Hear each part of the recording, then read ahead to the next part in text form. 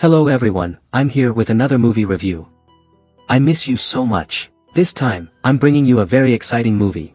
Talking about Thai movies, my friends, you can't deny their sense of humor and horror, right? So, let's see how exciting this movie is with me. It starts with a chase scene between two young men in a creepy dark tone. Before passing out, he saw the principal of the homeschool, who came and said that he belonged there, but he thought it was hell and then fainted.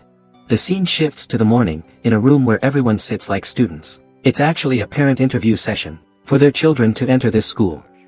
They are all upper-class people. After a while, the teacher comes out and calls the students who want to take the scholarship exam inside. Getting accepted into the homeschool is not easy. Each term only has 2 scholarships out of over 1,000 applications. After the interview, Maki receives an invitation to join the homeschool. The welcome party for new students is held in the garden with delicious food. While the students are eating, the principal and the teacher come to welcome the 13 students of the homeschool's Gen 6. And their parents all sign consent form for them to become students of the homeschool, and to be taken care here, and everyone must strictly follow the school's rules. After the principal's speech, all the lights go out. The students start collapsing due to headaches from being drugged.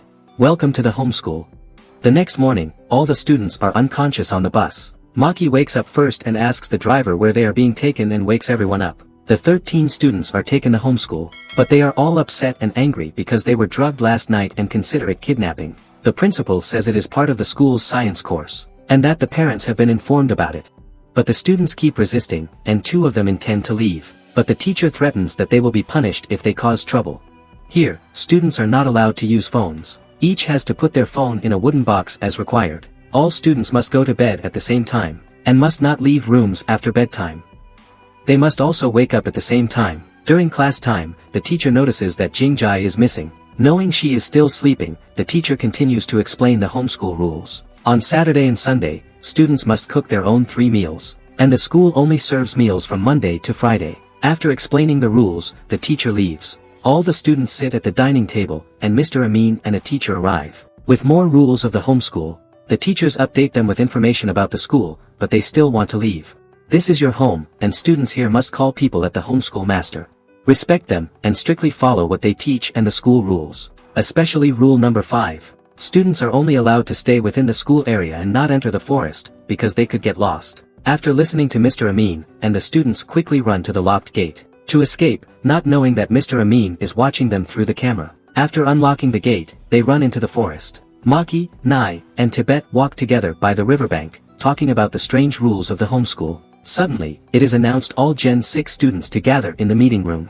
When they arrive, there are only 6 students confusing about the warnings Mr. Amin has said earlier. The principal announces that the others fled, violating rule number 5. So all students must take responsibility by bringing those students back to school. But no one agrees with that because the master has said the forest is very dangerous, and they might get lost while finding the others, but she insists they have to search. Rule number 6, students must be responsible for each other. The escape group feel exhausted after walking a long distance, but one student urges them to keep going if they don't want to be caught. The search team follow behind, calling out their names but get no response. Maki suggests splitting up to search before it gets dark to avoid danger. Fang, Biw, and Nai go together.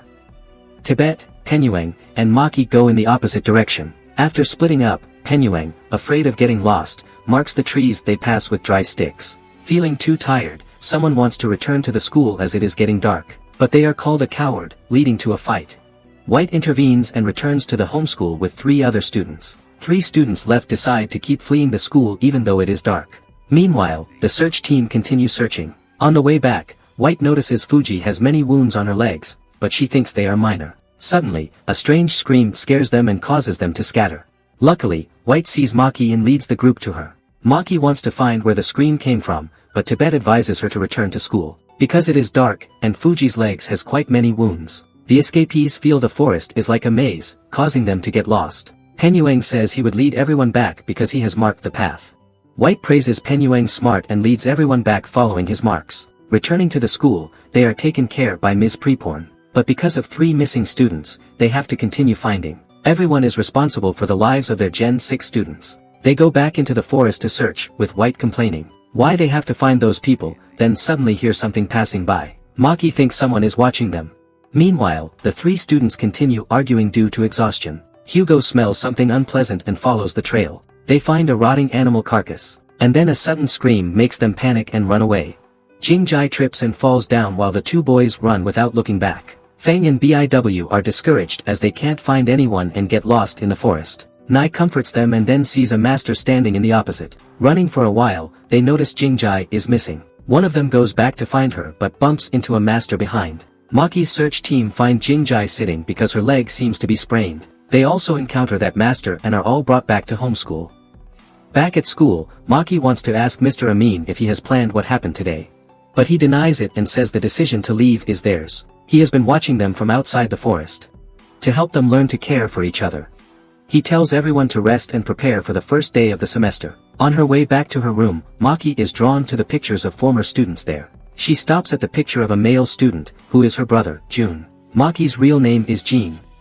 Her brother had promised to return after resolving some matters. He gave her a necklace with the letter R, and advised her not to enter the homeschool under any circumstances, then left her at a church. While she is looking at the necklace her brother gave, Mr. Amin asks what she is looking at. Maki asks about the boy in the photo. Mr. Amin says that it is Jun, his favorite student. When Maki asks how the boy is doing now, Mr. Amin doesn't answer her. All the students are attending Mr. Champ's physical education class. He would be in charge of PE from Monday to Friday. Since it is the first lesson, they start lightly with a running challenge. There will be 10 points and 10 laps to complete. 10 laps makes everyone discouraged, but Mr. Champ blows his whistle and urges them to run. When someone stops due to fatigue, he still makes them get up and run, saying they couldn't stop without his command.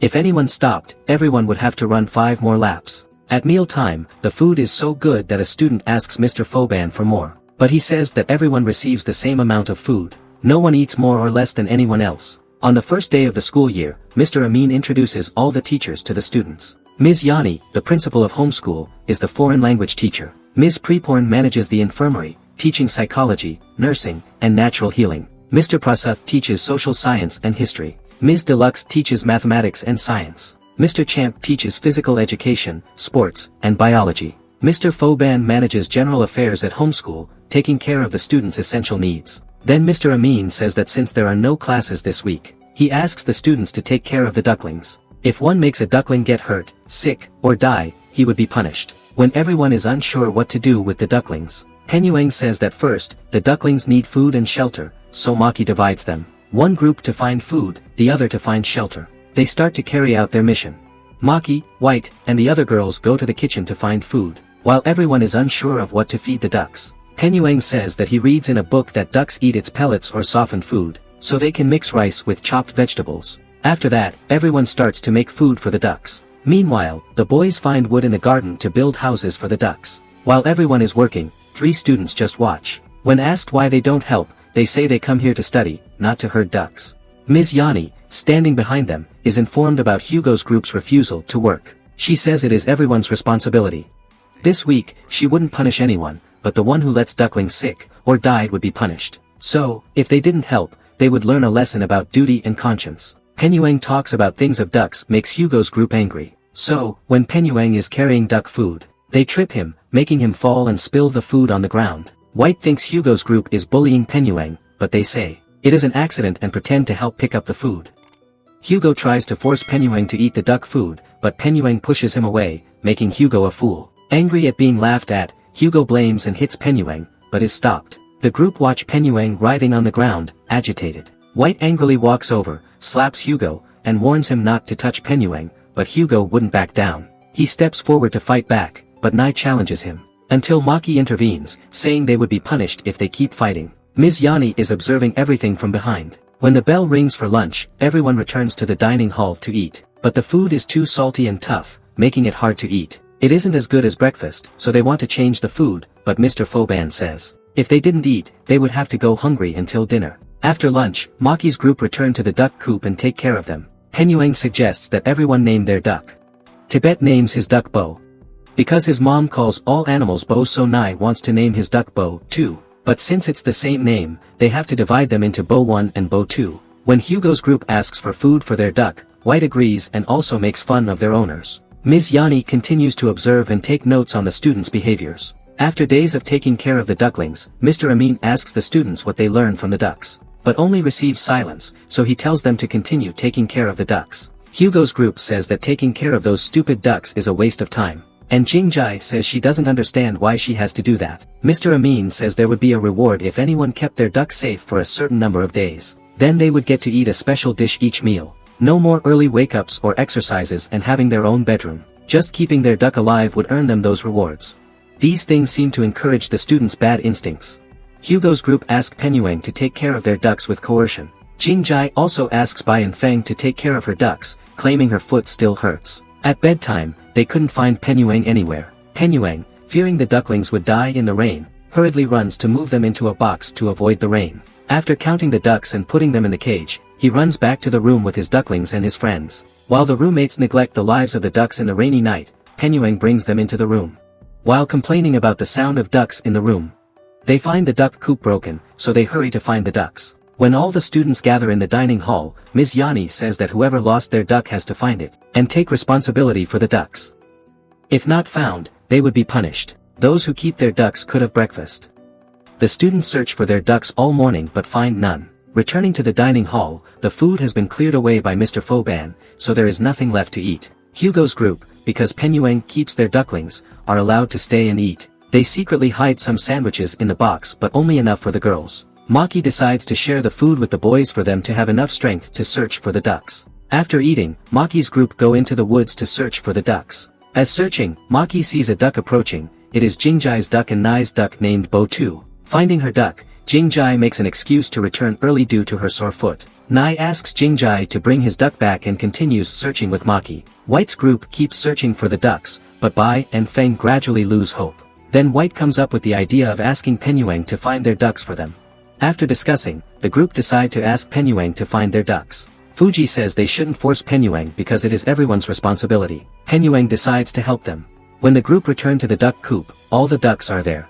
Everyone thanks Penyueng and praises him a genius. Penyueng remembers his mother's advice on how to responsibly care for animals. Finally, White's group understand what Mr. Amin means to tell them to take care of the ducklings. The whole group stand up and rebuild the duck coop.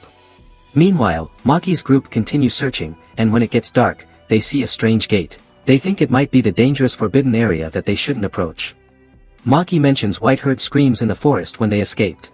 She thinks it was human screams, not demons in the forest. She says this isn't a sacred place, just a place to keep them from interacting with the outside world. Nai says they shouldn't go over it because it would be dangerous.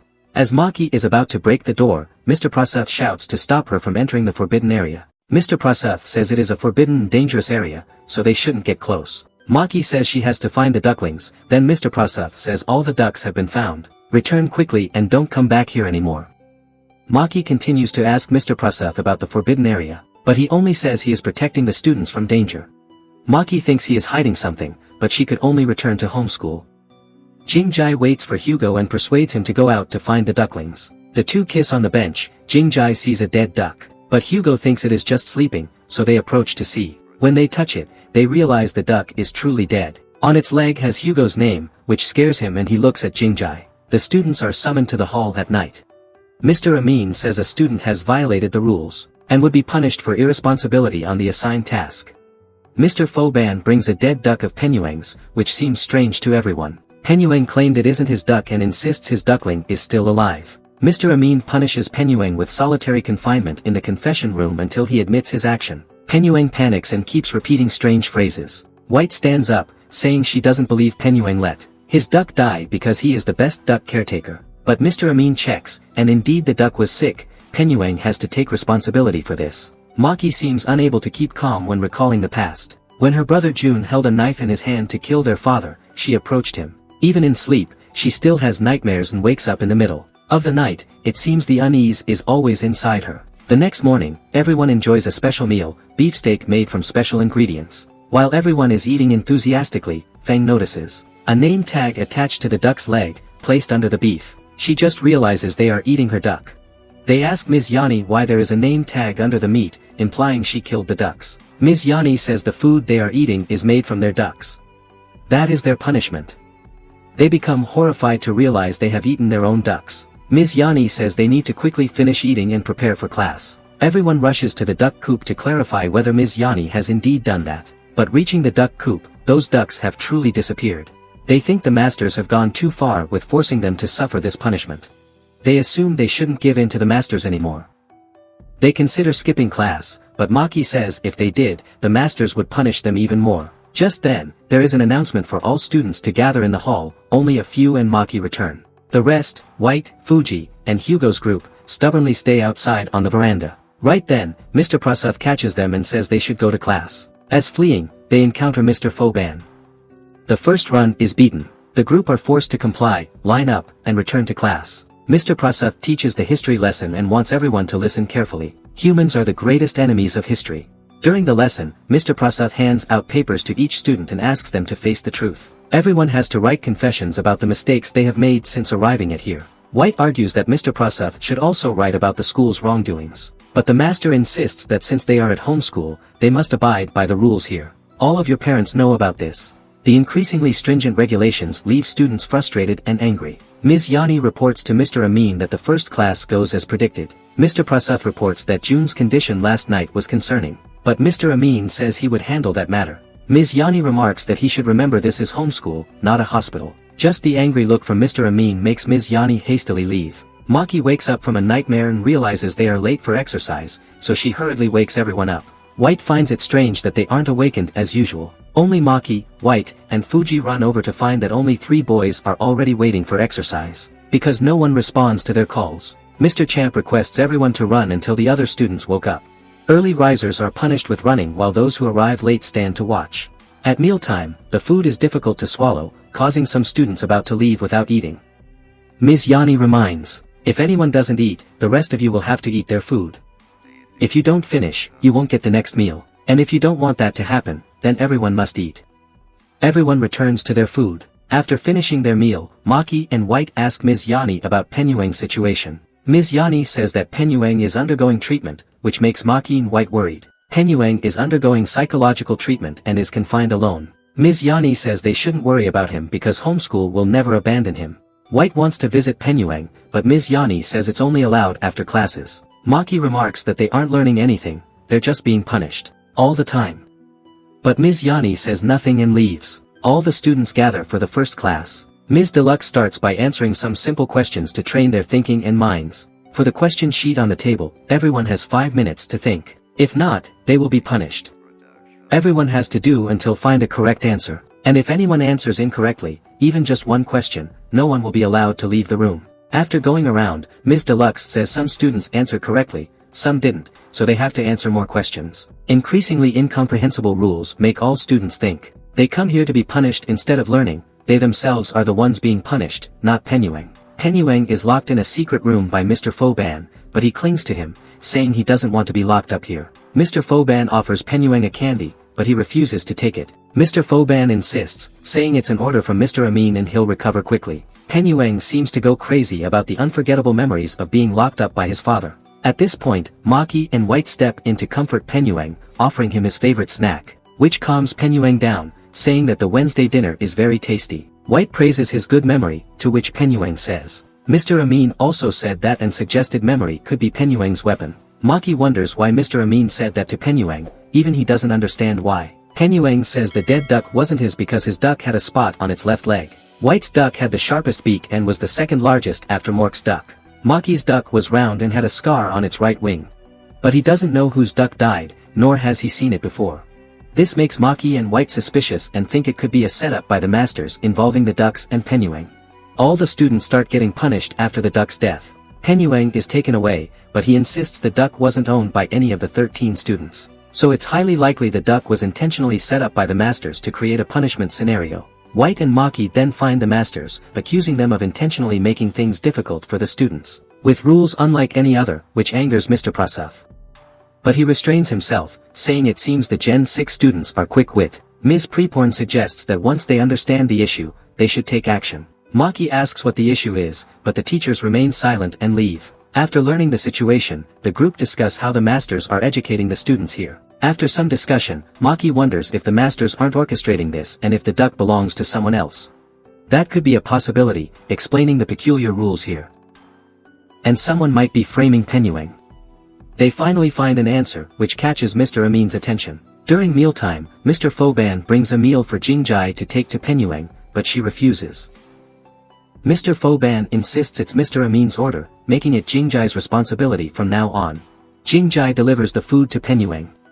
Hearing his words makes her uncomfortable. Maki intercepts her, suspecting she knows something about the duck incident.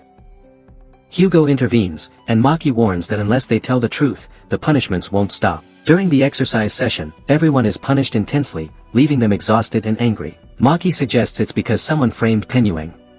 Hugo insists it's a ridiculous reason to pressure him into confessing and starts a fight. Eventually, Jingjai and Hugo confess to Mr. Amin about exchanging the board names of Penyuengs with Hugo's ducks. Mr. Amin states that he is aware of this, and none of the ducks had died, they are all alive. This is the first lesson Mr. Amin wants to teach to his students, not to let the innocent be falsely accused. He would cease the punishments, and Penyueng would be released. Hugo and Jingjai would be punished to reflect on their actions. Everyone is allowed to rest in their rooms. Penyueng continue to care for the ducklings. Hugo and Jingjai come to apologize to Penyueng for what they had done. An announcement requests all students of the Gen 6 to gather. All the teachers are present, and Mr. Amin appoints Maki as the class monitor of the Gen 6 for the next 3 academic years. Returning to the past when Mr. Amin asked June to commit murder, but he refused, deeming it wrong. Mr. Amin still maintained that he did everything for the future of the homeschool. Mr. Amin called Maki to meet and discuss her assumption of the role of class monitor. Her duties would involve observing and ensuring everyone adhere to the school rules, as well as working with Mr. Foban to maintain the discipline. Maki wonders why she is chosen as the class monitor. Mr. Amin says that she reminds him of a former student from the Gen 4, June, who was the person Maki had asked about a few days earlier. Mr. Amin states that Maki and June share many similarities and both serve as class monitors. Maki wants to know what June is now doing and where he is, but Mr. Amin simply says she would soon meet June. All students are once again summoned late at night. Mr. Amin wants to give them the opportunity to go home for the weekend, but only one person would receive that chance. It depends on the student's decision from the voting results. The person with the highest number of votes would get that opportunity. In Ms. Preporn's class, she requests everyone to write letters to their families, and those who don't feel the need to contact their families could not write. Through writing letters, Ms. Preporn wants the students of Gen 6 to appreciate writing and practice patience. Some take pen to write while others play around. Fuji writes a letter to her father, recalling memories of the conflicts between them that left her sad. Everyone wants to go home, so they have to make a wise decision about the voting ratio. Hugo suggests competing to choose who could go home, but Fuji argues that it is unfair in terms of gender and cultural background. Jean says that anyone voting for him would receive 1 million baht. Nai claims it is cheating, and Penyueng argues it is unethical. 1 million baht wouldn't be usable in homeschool, making it a meaningless promise. The next morning, Mek brings water to the girls, leaving everyone puzzled and realizing the reason behind it. Mek proposed that if everyone voted for him, he would be a servant to everyone whole semester and would bring water for everyone. But everyone laughs at that ridiculous proposal. At that moment, Mork steps in to mock Mek, as he doesn't have 1 million and has to serve them to buy votes. Maki stands up to stop them and questions about Jean's 1 million offer. Maki argues it is wrong because everyone should have an equal chance to go home. Jean intends to talk to White about the vote, but she already knows and ridicules the dirty behavior. Jean attempts to attack White, but Nai intervenes and chases him away. While the students are sweeping the yard, Fang remembers White saying she would vote for Penyueng because she feels sorry for him. Fang starts pretending to feel sick and tired, and everyone cares for her, advising her to go to the infirmary for medicine and rest. After sitting down, Fang pretends to apologize for not helping everyone due to her weak health and constant need for care. But here she learns to be stronger so her parents could be relieved that she could take care of herself. After those sincere words and emotional manipulation, Fang turns away and continues to pretend to faint. Friends take Fang to the infirmary. She begins to pretend to call for her mother in her dream, longing to go home. BIW doesn't want to see her friend suffer, so she urges everyone to vote for Fang to go home, hoping it would help her rest and recover. As everyone leaves to let Fang rest, she opens her eyes and smirks after having achieved her goal. Fang reads the letter she wrote to her mother, reminiscing about moments living with her mother. Due to her mother's neglect, Fang's desire for attention began from then. She even harmed herself to get her mother's attention. And now she is deceiving her friends to go back home. Penyueng and Tibet are cooking in the kitchen when Fang arrives, asking for help. Since Fang couldn't swallow anything else today, she asks them to cook something for her, and they agree. She pretends to be weak and offers to help. When Tibet suggests she could chop vegetables, Fang seems to play tricks again to attract attention. Unfortunately, this time, Fuji sees Fang intentionally harming herself. As Tibet and Penyueng hurry to get a bandage for Fang, she begins her act. She speaks about her weakness and cries to gain sympathy, saying how much she misses her mother. When they turn back to cooking, she reverts to her cold and scheming demeanor. This angers Fuji. She tells Fang to stop pretending to gain sympathy from the others to vote her home. Fuji intends to check Fang's wound, but she cries out in pain. BIW rushes to defend her, saying Fang is tired, and asks Fuji not to do that, leading Fang away. Maki's group sit studying, everyone helping White with her scientific homework. Bai rushes in and asks if anyone sees Fang. After arguing with Fuji, she can't find Fang anywhere. Following Maki's directions, BIW finds Fang unconscious, on the ground with a head wound, and they take her to the infirmary. Upon waking up, Fang sees Miss Preporn sitting beside her, asking about her condition. After learning that everyone has gone to bed, Fang intends to return to her room when Miss Preporn says, "If you're worried about anything, you can talk to us. Whatever you need to lighten your burden." But Fang still pretends, saying she is very tired and wants to go home to her mother. If she stayed here, she would die. But Ms. Preporn says Fang's mother wants her to stay here, and advises Fang that accepting the truth and living with it would make her better. In the announcement, Ms. Yani announces that Fang has received the most votes and could return home this weekend. Fuji objects, saying Fang doesn't deserve it because she cheated by pretending to be sick, to be weak to gain sympathy from everyone. But everyone thinks Fuji is jealous of Fang, making her feel frustrated. No one believes Fuji, so they argue until Mr. Amin comes in and asks them to stop. Mr. Amin comes and asks about what Fuji is asserting and also asks Fang if she is really as sick as she has shown. Both of them affirm they were right. Mr. Amin shows a video recording of scenes where Fang harms herself, making everyone angry, and Fuji is finally cleared. Fang claims that the masters are lying and framing her. Preporn states that she has checked Fang's health, and Fang's mother also confirms that she has no disease. But Fang continues to cry and claims she is seriously ill. Because of this, Mr. Amin decides to cancel the voting results and announces that none of the students are ready to meet their parents yet. This makes everyone angry for losing the chance to go home, all because of Fang. Even BIW couldn't stand by her. Fuji is about to slap Fang, but White restrains her, and everyone leaves, making her crazy. Fang returns to her room, blaming why everyone hates her only when Jingjai also lied. But Fuji points out at I because Fang refuses to accept the truth, angering her further. Maki suggests everyone should sit down and talk to Fang, giving her a chance to apologize. Later, Maki and White couldn't find Fang, so they seek help from the Penyuang's group. They search everywhere but couldn't find her. About to inform the masters, White sees Fang intending to jump off the building. They run to stop her. Fang stands on the railing of the second floor. Tibet rushes over and comforts Fang, saying her action is normal, but Fang feels unworthy of having friends. Tibet insists he is Fang's friend and they would solve this together. But Fang still feels no matter what she does, nobody cares about her, and everyone hates her. Tibet approaches, holds her hand, and hugs her, preventing her from jumping. Meanwhile, Maki and Fang wait in the meeting room, while White brings BIW here so they could reconcile. Fang apologizes to BIW for everything she did, but Bai still doesn't forgive her and leaves. Maki comforts Fang, saying it might take some time for Bai to reconsider and forgive her. Everyone comforts Fang with warm gestures, making her feel somewhat relieved. All these actions of Maki's group are observed by Mr. Amin through the monitor. Ms. Yani expresses concern about the curriculum the school is teaching to the students, but Mr. Amin insisted that everything must adhere to the rules they had established. Ms. Yani worries that things wouldn't go as planned because the Gen 6 is different from previous ones. Mr. Amin acknowledges that the 13 students in the Gen 6 are different, and they won't use the same method. However, Ms. Yani fears this gen would fail like what happened with June. Mr. Amin reaffirms that June wasn't a failure, causing Ms. Yani to leave in defeat. An announcement requests all students to gather. Ms. Yani informs that there will be a test the next day, so everyone should prepare carefully. However, they all oppose, arguing they haven't learned anything at this shul. Ms. Yani demands silence, stating that the test would assess students' basic knowledge and skills. It is part of the homeschool curriculum and shouldn't be complained about. With that command, Ms. Yani leaves. In the boys' room, they still complain about the test. Mek thinks that failing the test would lead to a retest, and they wouldn't be expelled. The next morning, all students sit in the meeting room. Mr. Amin announces that this is the most important test of their lives. It is a test that required students to apply all their intelligence, strategy, and strength. Only one student would be rewarded, with the prize of using the phone. Hugo argues if the test is academic, they would be at a disadvantage, as they haven't learned anything, which is unfair.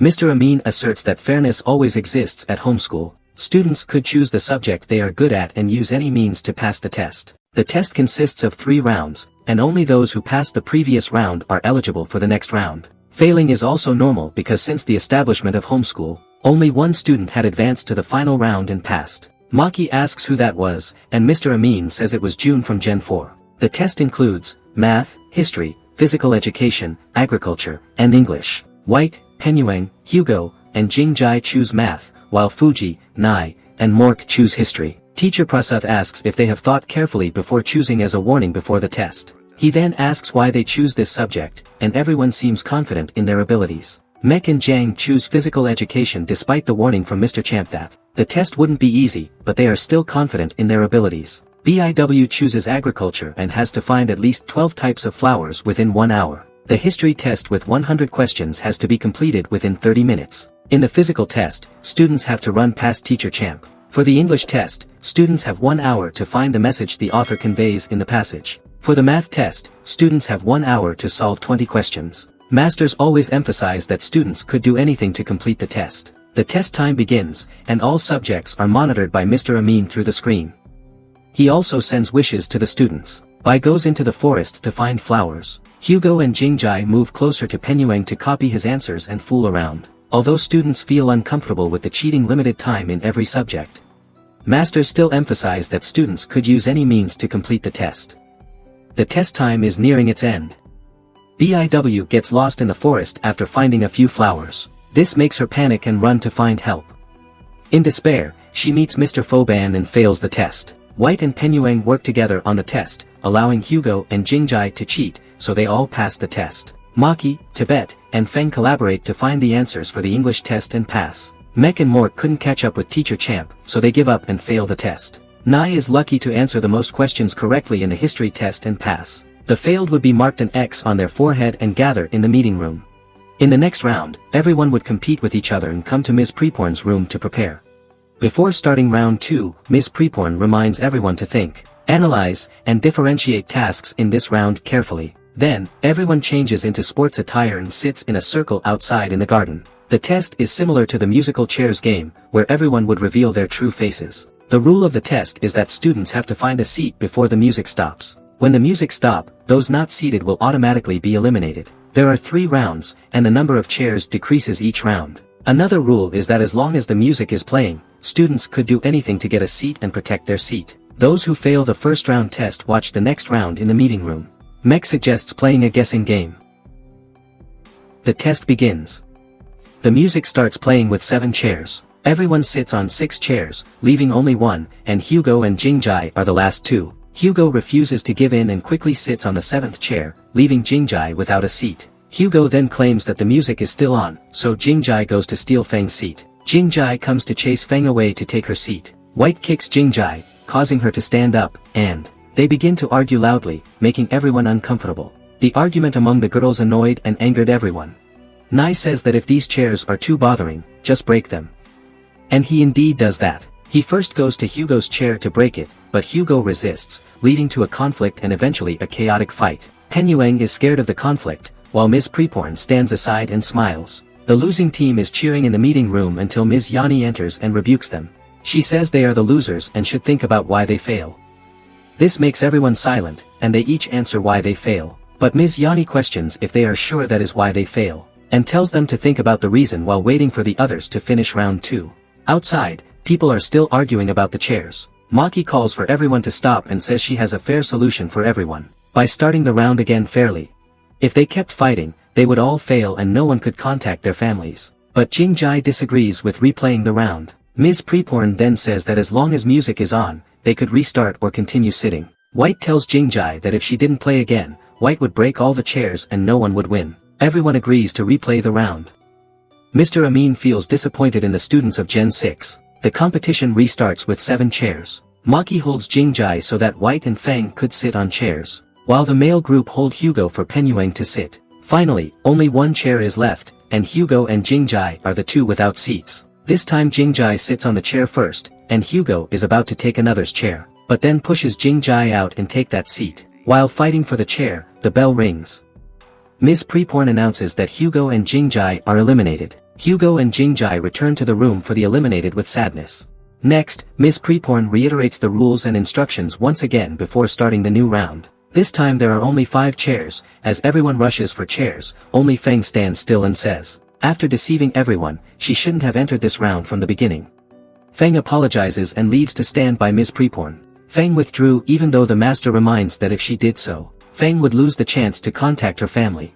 But Fang is still firm in her decision and leaves. After Fang leaves, Ms. Preporn instructs everyone to leave only one chair. Because this is the final round, but multiple people can still pass to the next stage. Preparing for the final round, Ms. Preporn continues to remind students to analyze the tasks thoroughly in each round before the start. There are 5 people left and 1 chair. As everyone is about to take the chair, Maki stops them and asks them to think carefully about this task. Before starting, the master always reminds them about the task in each round. Maki analyzes the teacher's words again, along with Tibet's reminder that those not having a seat when the music stops will be eliminated. Makes Maki realize that it's about finding a place to sit, not necessarily on a chair. So, as long as they sit down, everyone can pass the round. Everyone follows Maki and sits on the ground, waiting for the music to stop. Ms. Preporn congratulates everyone for passing the test. The final round will take place in Mr. Amin's office.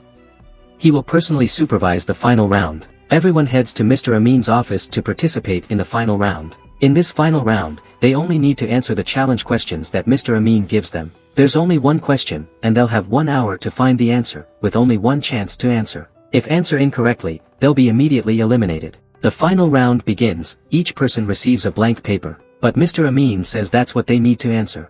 The question is on the paper you're holding, you'll find the right answer only when you find the question. Mr. Amin reiterates that there will be only one winner. Everyone takes the paper and sets off to find the answer. Nai suggests that everyone should rely on themselves because there's only one final winner. But White and Maki argue that working together increases the chance of winning. But ultimately, Maki agrees that everyone should work on their own. And whoever finds it deserves to contact their family. After agreeing, everyone spreads in different directions. Although they try many different ways, they could not find the question on the paper. Suddenly, there's an announcement for those students to gather in the examination room. Mr. Amin asks if anyone has the answer, and Penyueng raises his hand. He says the answer is nothing because there is no question from the beginning. But Mr. Amin says that answer is incorrect. Penyueng is eliminated and asked to leave the exam room. Since there is no answer, Mr. Amin gives them another hour to find it. And he reiterates once again that finding the question would lead to the answer. They all sit by the riverbank and discuss what they would do if they receive the reward. White says she would call the police or reporters to expose the truth about the homeschool. Nai wants to ask his dad why he sent him to this school. Tibet says he remembers his weakly mother and wants to know how she is doing now. Maki says she doesn't really care about the reward because she has no one to call even if she wins. She takes the test seriously just to know Mr. Amin's real plan. Maki says the only way to win is for everyone to find the answer together. Everyone agrees to search for the answer together. After analyzing the task of the final round, Tibet suggests just giving the blank paper to Mr. Amin to write the question, and they would find the answer. Nai warns they would be eliminated if it's wrong. Maki says no matter what the answer is, what matters is they help each other. Ms. Yani comes to ask the eliminated group why they were eliminated. Ms. Yani says because they only care about themselves and reminds them that, as homeschool students, they are all each other's friends. The final round group returned to Mr. Amin's office and placed the paper on his desk, stating that it is their answer. Maki mentions that based on previous rounds, the masters always emphasized instructions. Everyone speaks about their assumptions. Mr. Amin says they have correctly understood the implied meaning of the test. But that isn't enough, they still have to answer the question. Mr. Amin poses the question, who deserves the reward? Since there could only be one final winner, they decide to vote. Maki, White, and Nai all choose Tibet and say he deserves the reward. Mr. Amin gives Tibet the phone and lets him use for 10 minutes. But Tibet hesitates and says if they don't all get the reward, then he wouldn't accept it either and return the phone, surprising everyone. Mr. Amin asks again, but Tibet remains firm in his decision. Mr. Amin says then no one would receive the reward. For the first time in homeschool history, there are many students passing the test like this. He hopes them understand what homeschool wants to teach everyone. Ms. Preporn goes to see Mr. Amin about the treatment method for June. But Mr. Amin says he has decided and there is only one way for June to come back. Ms. Preporn fears that this could kill June. But Mr. Amin still insists what he is doing and would take responsibility for it. The 4 people who passed the test are discussing today's test. Maki says that everyone receives a reward, and that is friendship. When Maki looks out the window, she sees Ms. Preporn hurrying away mysteriously, which makes her feel strange. Ms. Preporn then meets Mr. Prasad, and they both enter the forest. Maki follows but is stopped by Tibet. Maki says she is looking for her older brother, which is why she comes to study here. Her older brother is June and used to be a student here. Mr. Amin goes to see June and talks to him about the first test of Gen 6. There's one making him think of June. Both of them passed the test and he wants them to meet, and her name is Maki. Hearing this name makes June angry. June is taken to a secret laboratory. All the masters believe June need treatment. Outside, Maki tells Tibet that her brother disappeared 6 years ago, and she suspects that the masters here are hiding something. She is sure that June has been captured and imprisoned somewhere in this school. Tibet thinks this is too dangerous. As Maki is about to go on, they see someone coming, so they hide and go back because there is no trace of the masters. Tibet promises to help Maki find her brother and return to school together. Ms. Deluxe's class takes place outdoors. She asks students to write a report on the history of chemistry and analyze its importance to the world, which will be discussed in the next class. Everyone can pair up with the person beside. But among 13 students, there will be a group of 3. Fang wants to partner with BIW, but BIW is still angry and joins a group with Mek and Mork. Penyuang wants to pair up with Fang. Tibet and Maki exchange about Maki's brother, making White think that something is going on between the two and telling Nai about it. But Nai teases and jokes about it, making everyone laugh. Hugo takes Jingjai back to the room, but their action is discovered by Ms. Yani, who stops them. After observing and monitoring the students, the masters decide to implement rule number 7. All students are banned from having romantic relationship here, but Hugo and Jingjai believe this is unreasonable. Ms. Yani states that homeschool teaches students to care for and be responsible for their friends. It's about friendship that will never be destroyed, not about the teenage love developing in some students. In their bedroom, Jingjai, BIW, and Fuji discuss the school's rule number 7. It's truly ridiculous to forbid someone from liking or loving someone. Jingjai wants to try loving all the boys in the school and doesn't know who to start with. BIW thinks Jingjai is dating Hugo, but she says they are just getting to know each other and have no serious intentions. Fuji feels Jingjai is as despicable as her father, which makes Fuji angry and leave. The next day, when Fuji and Jingjai do group exercises, Fuji asks Jingjai to get a book for her, but she was too busy looking at Nai to comply. Then they argue and fight. Despite White and Nai's attempts to stop them, the fight continues, until Ms. Deluxe arrives and demands them to stop or be punished. Jingjai walks away and sits outside thinking about her past and when she and her father caught her mother at the hotel with her lover. Hugo approaches Jingjai and comforts her despite being dismissed by Jingjai. Jingjai said nobody likes her, not even her parents care about her. Hugo says he cares about Jingjai and takes it seriously. Bai asks Nai and White for help with the report. Bai asks White if she has feelings for Nai. Because Bai likes Nai, but White says the school has a rule of not having feelings for each other, but Bai still insists on those feelings. Bai talks to Nai, probing about Nai's feelings. Bai is happy knowing he is still single, but when asked about Nai's ideal type, he says it is White. This makes White uncomfortable, and she asks Nai about it. But he says he has no feelings for her, just likes girls like White. Hugo and Jingjai go to sit by the riverbank. They spend a night together here, after which Jingjai recounts her past to him about her unhappy family life and the hardships she has endured. Hugo also shares his story with Jingjai. Both of them are children lacking family care, which contributes to their somewhat negative personalities. Jingjai feels they are pitiful as nobody loves them, the world is unfair and biased. But Hugo says the unfair world lets him meet Jingjai. All student behaviors are being observed by the masters. Ms. Preporn is about to go somewhere when she is spotted by Ms. Yani. Ms. Preporn said she is concerned there might be danger, so she goes to check. Ms. Yani says to go with her because going alone into the forest at night is dangerous. After Ms. Preporn and Yani leave, Maki and Tibet also jump out to follow, but are called back by Penyuang and Fang. Maki lies that she and Tibet are looking for a lost report and then runs off. Penyuang worries they would be punished, so they chase after Maki and Tibet. After running for a while, Maki loses track of the masters. Everyone advises her to return because it's dangerous here at night, and if she insists on going, they'll go with her. Maki disappointedly decides to return. While everyone is asleep, Ms. Yani enters and takes Jingjai away, then orders everyone not to leave the room. Jingjai and Hugo are taken out for violating Homeschool's 7th rule. Jingjai and Hugo say their feelings aren't wrong, it is only the school's rule that is wrong. Ms. Yani says they shouldn't be in love in high school, students' duty is to study. Because Jingjai and Hugo keeps arguing, Ms. Yani has Mr. Foban lock them both in a room until they reconsider their mistakes. Taking them back to the detention room, Mr. Foban is pushed into the room by Hugo, who then locks him in and they both run away. Hugo says he loves Jingjai and they flee in a car. Driving quite far, but they seem to still be lost. They are almost lost in a maze. The car runs out of gas, and they are abandoned in the forest, so they decide to leave the car and walk in the night. After walking for a while, they see a police car approaching, and they run to seek help from the police officer. Both get into the car and are taken away, but after driving quite far, Without seeing any destination, they feel something suspicious. Jingjai pretends to have stomachache to ask the police officer to stop the car, but he doesn't stop. They are locked in the car and taken back to school. Both are dragged away again. The next morning, Maki goes to ask Ms. Preporn about June of Gen 4. This surprises her, but she says she doesn't know where June is. Maki insists she is lying. Mr. Amin brings food to June. He asks Mr. Amin to let him go, but the master says he would only release him when he becomes the old June again. But even if he died, June wouldn't accept that. Hugo and Jingjai are locked in the detention room.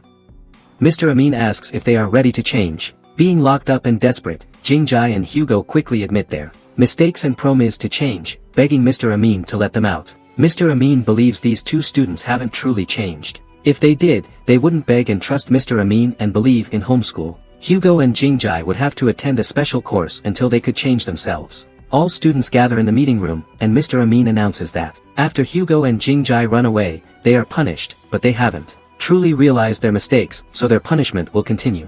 Maki says they were punished enough, but Mr. Amin believes they would be punished until they change. Maki asks what they have to change and that what the masters are doing is not right. BIW argues that it is because they violated the rules, and this isn't the first time they have violated rules, so their punishment is justified. Fuji agrees with BIW. Nai, on the other hand, feels that they were locked up for too long and that is enough. Mr. Amin calls Ms. Preporn and says it is time to start playing Lizard.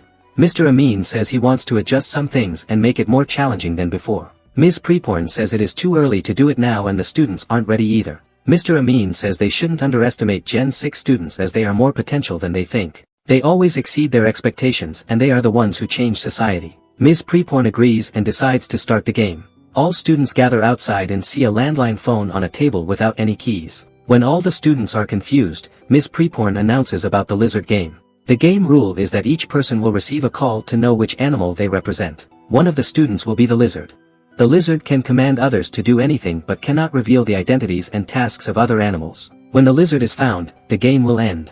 If the students don't play, they won't receive news about the letters sent home. If one person doesn't play, everyone will lose the chance. Everyone agrees to play, and the game starts when the bell rings. The bell rings, and each student gets to listen on the phone. After everyone has listened, Ms. Preporn announces that they have 3 days to find out who the lizard is. If they couldn't find out, they would lose, and the loser would be punished. BIW suggests that whoever is the lizard should reveal themselves. Ms. Preporn reiterates that the lizard must not reveal its identity, and if caught before the 3 days are up, they would be punished. While they are sitting on the grass, Mr. Presad comes and hands out assignments. He tells them to complete these and hand in the next class, or else be punished. Mek receives twice the amount of homework as the lizards demand. He gets angry and asks who the lizard is. At mealtime, everyone receives delicious food, but Fuji finds a note telling her to skip this meal. Fuji also gets angry and demands that Mr. Foban brings her food, but he says that the lizard's order couldn't be changed. Maki suggests Fuji eat with her, but Mr. Foban says no, and they have to obey the lizard's orders. Mek accuses Mork of being the lizard because when he was punished earlier, Mork laughed at him. Both accuse each other of being the lizard, arguing until Ms. Preporn intervenes. She asks if their answers are final. After confirming their decision, both are eliminated for the wrong answer and are locked up until the end of the game. After the meal, Maki's group sit together, and Ms. Deluxe hands Maki a white letter from the lizard. It states that both of them, as cleanup staff, have to tidy up every corner of homeschool. If not finish, they couldn't sleep. Tibet and Nai help the two girls.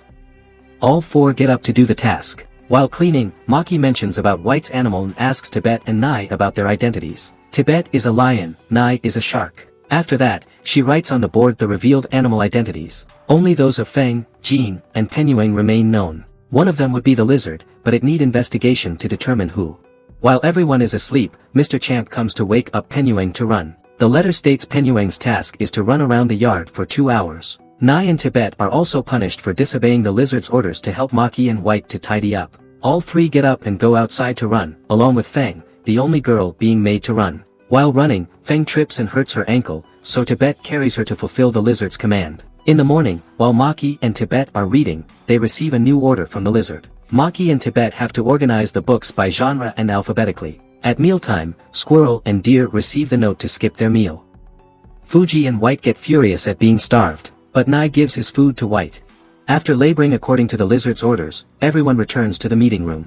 Fuji asks BIW and Jean if they are the lizard because they haven't been punished, but both deny it. Fuji asserts that Jean is the lizard because she knows what kind of person he is, since he previously set fire to his father's factory, astonishing everyone. Jean explains that he did it because his father forced the workers to work excessively. He believes his father is greedy and cruel. Despite their arguments, Jean's father refused to understand. So Jean thought setting fire to the factory would stop his father's exploitative practices. However, Fuji still insists Jean is a bad person, leading to an argument, until Ms. Preporn intervenes, reminding them to focus on finding the lizard. In the group of girls discussing, Fuji is still angry about Jean's actions, then she turns to BIW. Fuji is also suspicious, but BIW claims she's a horse. Fuji stops criticizing and vows to find the lizard who punished her. At the next meal, there are only 2 portions on the table, belonging to BIW and Jean. The remaining empty plate triggers Fuji's suspicion again. But both BIW and Jean are uncomfortable and leave their meals. They step outside and have a conversation.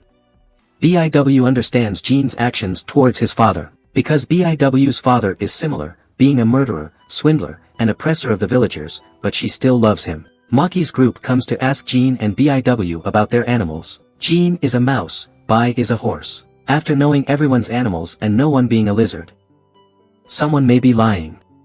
Only BIW and Jean weren't punished, or someone is impersonating by self-punishing. Nai suggests that lizard can change colors. Maki points out that all evidence aiming to BIW and Jean, indicating someone is intentionally deceiving, and indeed someone is lying. Maki believes from the beginning, there is no lizard, and the masters want students to doubt each other. The one who knows everyone's animals from the beginning and observes everyone is Ms. Preporn. The true lizard is Ms. Preporn. They all come to Ms. Preporn and saying she's the lizard. But Ms. Preporn tries to emphasize the possibility of deception among the students. However, everyone trusts their friends, and Ms. Preporn expects that accurate result. Everyone gathers in the classroom, including Hugo, Jingjai, Mek, and Mork. But Hugo and Jingjai seem to be bewitched and only listen to the teacher. Ms. Preporn brings a box, but when opens, it's empty. Ms. Preporn explains that their families didn't respond to the letters, but no one believes her. Ms. Preporn says not to trust what the lizard did, perhaps everyone's letters weren't sent, or maybe the letters from their families were hidden.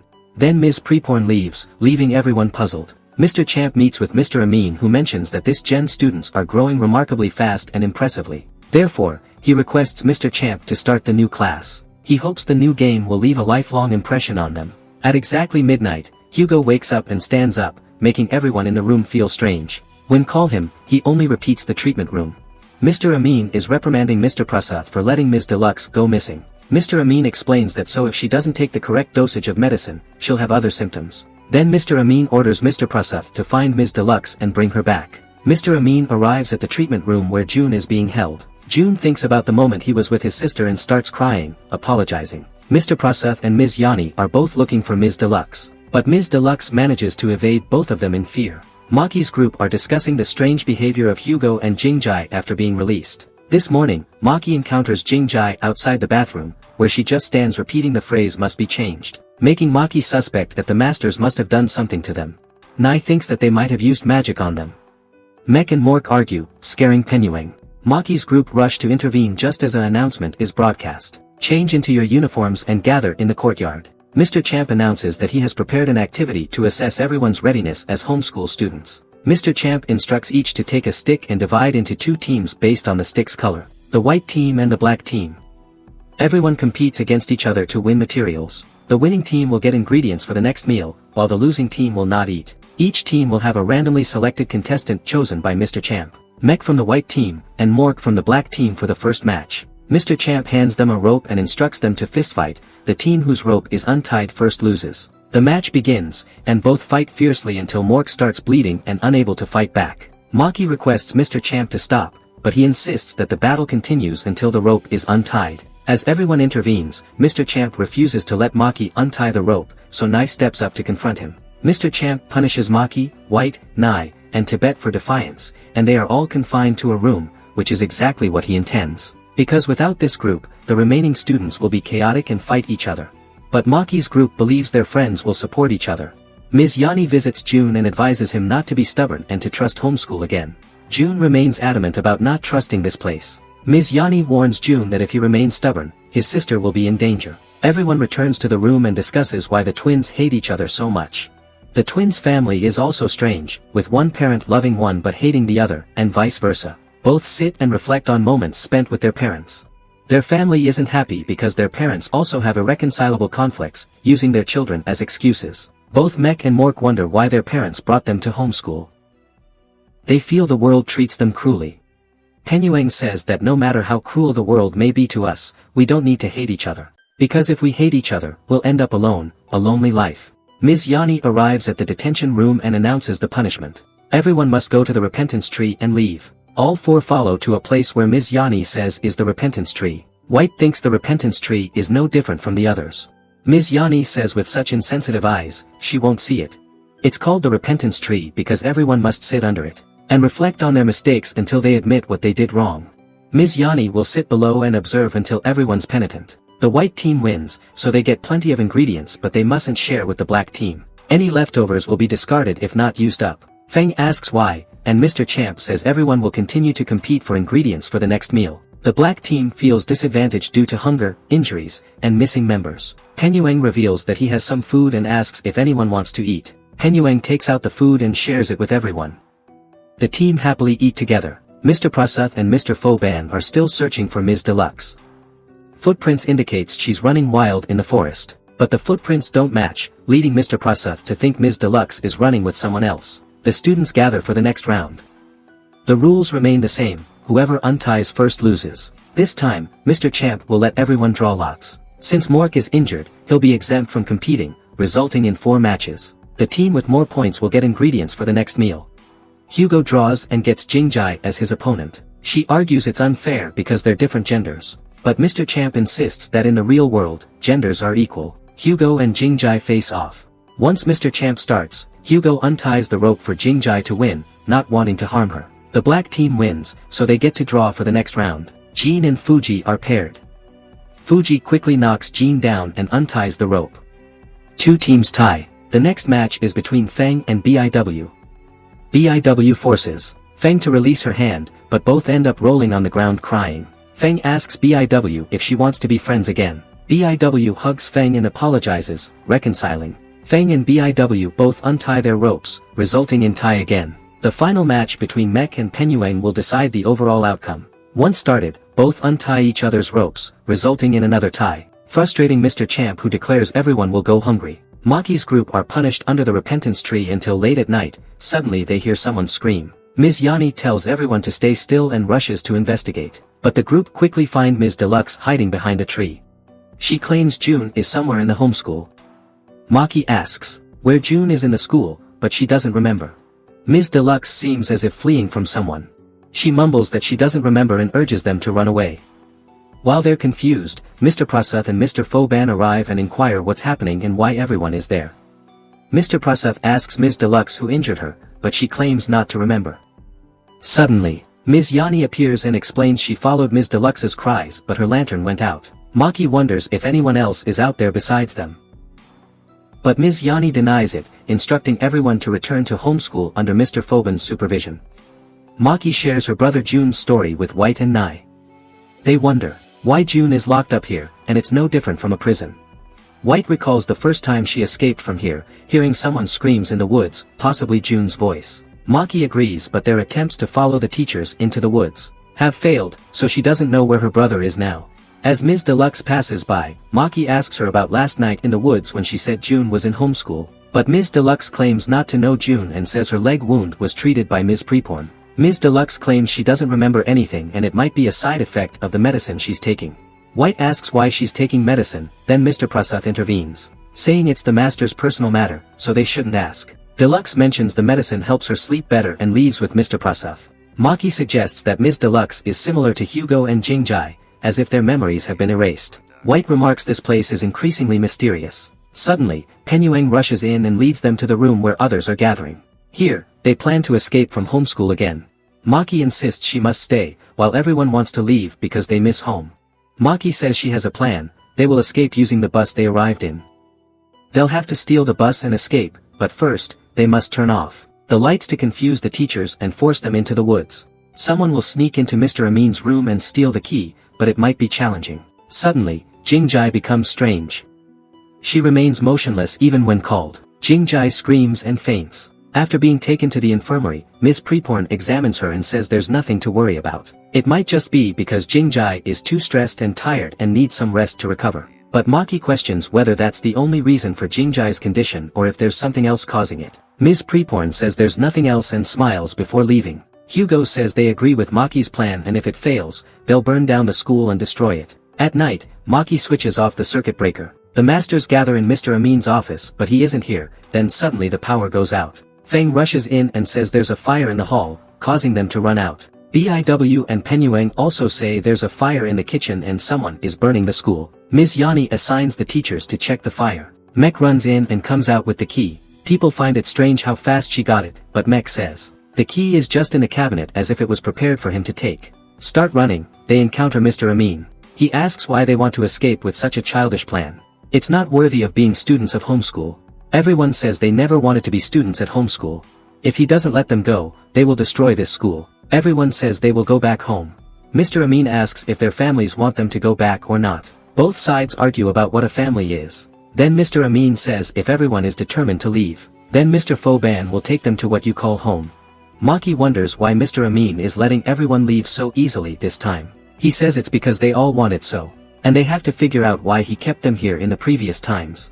Mr. Foban comes and tells everyone who wants to leave homeschool to eat this biscuit and get on the bus. Everyone eats the biscuit and gets on the bus. Maki says she will stay and tells White, Nai, and Tibet to get on the bus quickly. So everyone except Maki leaves. Mr. Amin says he's glad Maki stays and then leaves. Mr. Amin brings food to June and informs him that all the Gen 6 students went home last night. June thinks what Mr. Amin did was too much for those students, because he didn't let them know why they were brought to homeschool. But Mr. Amin says it's their decision. There's nothing more painful than being hurt by your own family. But surprisingly, one student chose to stay at homeschool. That makes Mr. Amin very curious and want to know the reason. June knows it's his own sister. He's angry she didn't listen and still came to this school. The bus has stopped. Mr. Foban calls everyone up and says the bus will wait here and wishes them luck. Maki eats alone in the hall. Mr. Prasov comes and sits with her. Then asks how it feels to be alone here, if she misses and worries about others. Maki says she still has the teachers, she misses them, and isn't everyone with their families anyway. Mr. Prasov chuckles at her words. And says that's part of the course and their families are the crux of the matter. Upon returning, all the students are rejected and expelled by their relatives, families. Fuji and her dad argue, he curses her and kicks her out. White is robbed by a cruel aunt who then kicks her out. When Mek and Mork return, their parents have divorced. Dad is with his lover, and mom has left the country. Neither wants to raise them. Penyuang's mom advises him to return to homeschool because his dad is scarier than the school. Fang's mom still thinks she's lying for attention. And her indifferent attitude completely breaks Fang down. Biw's disappointed in her father as he refuses to turn back and take responsibility. Nai is hurt upon learning the real reason his dad sent him to homeschool. Hugo refuses to go home, so he goes with Jingjai but runs into her dad and a scuffle ensues. Maki is alone in the empty room, hoping everyone is okay. When Tibet returns, his mom has passed away, so he lights incense for her. June tells Miss Preporn that he feels sorry for the Gen 6 students when he learns the truth. Being a homeschool student isn't anything special, they're just abandoned children. Ms. Preporn insists that homeschool students are very special, and she loves them all. June urges her to let go and stop supporting this school. But Ms. Preporn fears Mr. Amin. June argues that Mr. Amin's plan is wrong and those pills will cause trouble. She must stop Mr. Amin before it's too late. But Ms. Preporn says it's too late. Mr. Amin has found the right person to take over the next mission of homeschool. This worries June, who asks if it's Maki, but no, it's Tibet. Mr. Amin goes to Tibet's house and promises his mom to take care of him as family. Though not blood-related, Tibet's dad, Mr. Puth, is Mr. Amin's close friend. This surprises Tibet, as his dad used to be a master at homeschool. June knows Mr. Amin has found the right person in Tibet, Mr. Puth's son. June fears for Tibet's safety. Ms. Preporn says the teachers are ready to die for homeschool. Tibet asks Mr. Amin why he doesn't know anything about his parents. Mr. Amin says it's homeschool policy not to disclose professions to anyone, even family. Tibet's mom only found out after Mr. Puth's death. Tibet questions why Mr. Amin didn't tell him about his mom's situation. But that was Tibet's mom's request. She wanted him to live happily with his friends. She didn't want their farewell to end in death. Because death isn't the end, and she'll always be in Tibet's heart. When Tibet asks about his father's death, Mr. Amin says, the autopsy and the scene indicated Mr. Puth's suicide. But Mr. Amin doesn't believe that, Because Mr. Puth was doing an important project before his death, so he wouldn't give up. Tibet has to return to Homeschool to find out the truth and that project. Maki follows Ms. Deluxe, thinking she's been caught, but it's Mr. Praseth watching over Ms. Deluxe and reminding her to take her medicine on time, as instructed by Mr. Amin. Mr. Praseth notices Maki hiding behind, then takes her back to the room and asks Ms. Deluxe to continue monitoring. Back in the room, Mr. Praseth warns Maki not to violate the rules or face consequences. Maki suspects he's hiding something or afraid she'll discover something. Mr. Praseth says he's not afraid of being discovered but eagerly awaits what Maki will uncover. Everyone chooses to return to the bus to go back to Homeschool. Only Nai left and Mr. Amin are determined to wait for him. In the end, Nai appears with disappointment. Mr. Foban gives everyone cookies and gets on the bus back to Homeschool. Everyone returns to Homeschool and sits in the hall. Mr. Amin decides to explain the reasons for the peculiar regulations of Homeschool. Irregular subjects, teachers sometimes behave strangely, illogically, and excessively cruel. Because the real world out there is crueler than what Homeschool teaches you. But if you can overcome these difficulties, then you will become strong adults and not be hurt by the real world out there. Ms. Yani says that all students are abandoned by their families, and you will feel the pain of abandonment. What masters teach you is to be stronger and more mature. Homeschool was established with the purpose of caring for children abandoned and hurt by their families. Here, you are taught about true friendship and love. With their incredibly wonderful praises about Homeschool, the students seem unable to say anything more. Maki's group sit together again. After knowing Tibet's father's story, they still couldn't understand the mystery of this school. While talking, they feel someone is watching. It is Fang and Penyueng. When asked, they say they just pass by and accidentally hear the whole story. Fang and Penyueng promise to keep the secret and want everyone not to do anything dangerous or violate the rules. Suddenly, Penyueng says he sees Mr. Puth and June talking in the book corner. The whole group sneak into the book room to search. Fang is afraid of being caught and punished. But Tibet says maybe tonight the teachers wouldn't be at Homeschool, otherwise they would have been caught long ago. Penyueng finds the Pooh Bear book, which contains a memory card recording a chess game, but he didn't understand what was said. This book startles Maki and makes her cry, but she doesn't understand why. They find the memory card. All the teachers are outside talking about the important step of the plan. They need to work hard to achieve the goals of the teaching program that Mr. Amin designed. Mr. Prasad suspects that someone among the teachers doesn't want this to happen. He suspects that Ms. Deluxe is the mouse trying to sabotage this plan. Or someone is behind Ms. Deluxe's actions, because he finds other footprints next to Ms. Deluxe's footprints on the day she went missing. Maki's group is watching the footage of Mr. Puth and June playing chess. They are discussing June's nightmare, but that nightmare is related to June's little sister.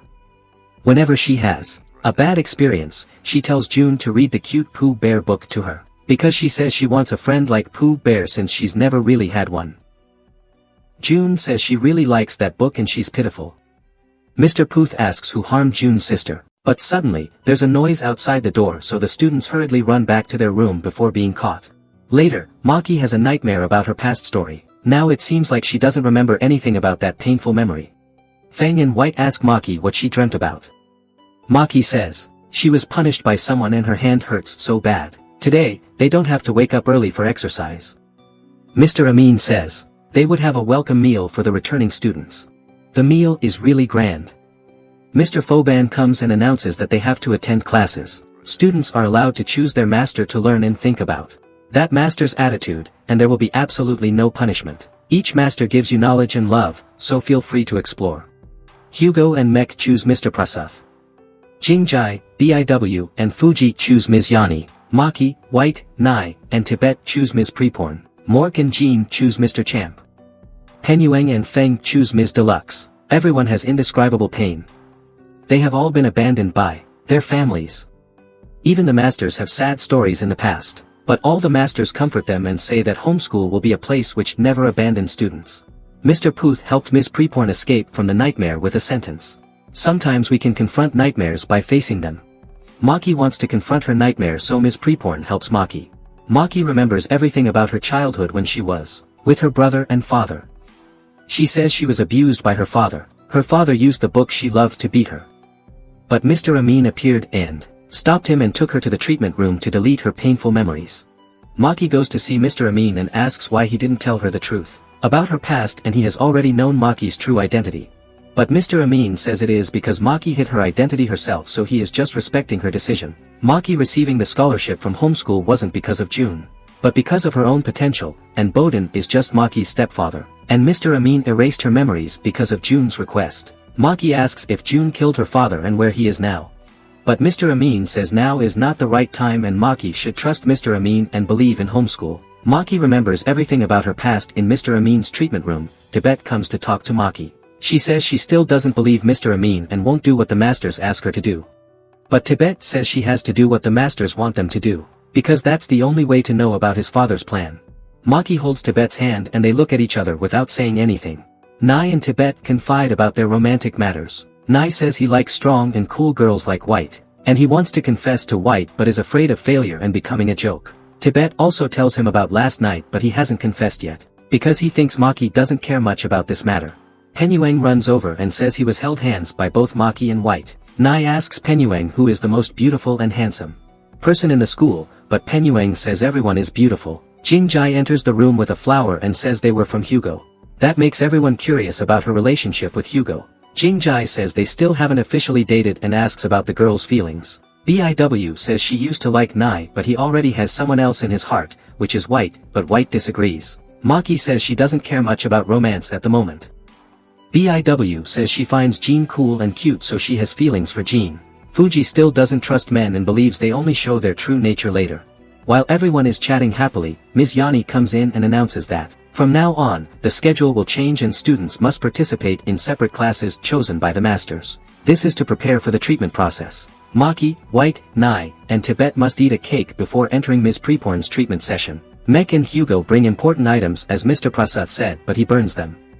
Fuji, BIW, and Jingjai join Ms. Yani's class discussing the injustice of women in society. But Ms. Yani believes women need to be stronger to fight against injustice in this cruel world. Fang and Penyuang enter Ms. Deluxe's class and confide about their wishes. Mr. Foban brings food to June. He wonders if that is Ms. Preporn's job, but Mr. Foban says homeschool is starting the treatment process now so all the masters are busy. June keeps talking to Mr. Foban to hypnotize him and escapes. Too bad he is caught by Mr. Amin and is told that June would never disappoint him. He is glad that June still remembers what he taught. June is still the student he loves the most and has not been replaced yet. June believes that Mr. Amin is the one with issues and he's not the same Mr. Amin he knew. Mr. Amin hopes that Maki won't be like June because if so, she will be locked up. White, Maki, Tibet, and Nai are all in a trance. Ms. Preporn says it's a state of hypnosis. Ms. Preporn calls each of them to wake up. Tibet asks Ms. Preporn if Hugo and Jingjai are also hypnotized like this. But Ms. Preporn says they ate something stronger than cake. Hugo, Fuji, Jingjai, and BIW are in Mr. Prasad's class. He says well-behaved kids will get candy, and if they behave well, they'll get more rewards. They each step forward to get candy. Ms. Preporn gives a candy to Ms. Deluxe, but she asks why she can't have pudding like usual. Ms. Preporn says it depends on the amount of medicine Ms. Deluxe takes and depends on whether she remembers everything to get pudding. Ms. Deluxe says the person she went with last night in the woods is Ms. Preporn. Ms. Yani enters the girls' room. Exactly at midnight, Fuji, BIW and Jingjai wake up and they move along with each flick of Ms. Yani's hand. And then they go to the repentance tree where the masters are already standing. Mr. Amin says they are the girls chosen to receive treatment today. Mr. Amin wants them to open their mind to believe in what homeschool teaches. Believe that you will become better people and can become new individuals ready to enter the world and change it.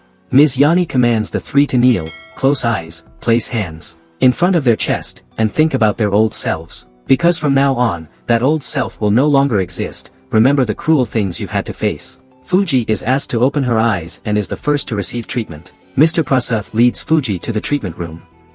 Fuji is equipped with strange devices and receives treatment. Mr. Prasad recalls Fuji's painful memories of her father, hypnotizes her to change those injustices and to seek revenge. Mr. Foban does things similar to Ms. Yani and leads the selected boys. The next morning, Fang wakes up White and Maki because Fuji is missing. BIW and Jingjai, as well as the masters, can't be found anywhere. Ms. Preporn is about to smoke when Ms. Yani stops her and says, "This is an important time for homeschool, and if Ms. Preporn feels unwell, she should rest and forget about all this." But Ms. Preporn believes she can't do that because she feels sorry for the kids, and they're not ready for this. Ms. Preporn asks if Ms. Yani still believes in Mr. Amin as she did when Mr. Puth was alive. But Ms. Yani corrects her and says it's because Ms. Preporn is too stressed.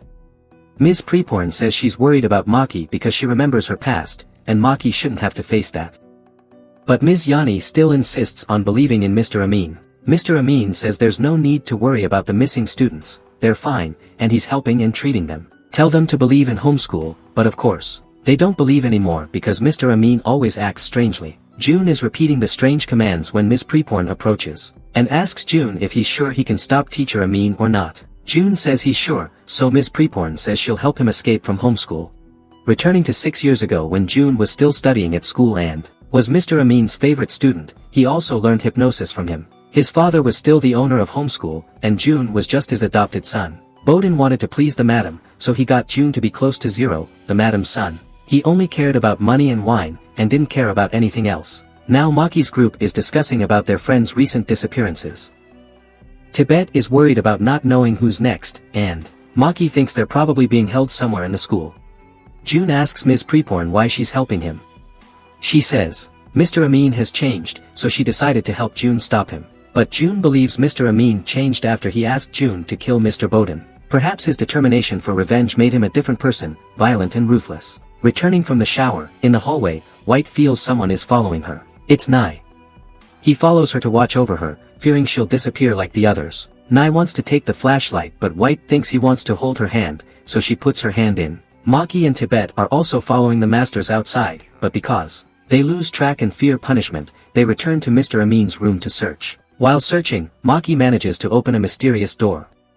Wanting to go in, Mr. Amin appears and stops her. To find out what the room is, they ask Mr. Amin for the truth. But Mr. Amin just says the room belonged to Mr. Bowden. It's empty now, and he chases them out and punishes them. The others worry about Maki and Tibet, not knowing what punishment they'll receive. Because stealing a cake from Penyueng led to running 80 laps, they wonder what will happen to them. Mr. Prasath approaches Penyueng and Fang who are eating, and wants to play a game of flipping coins.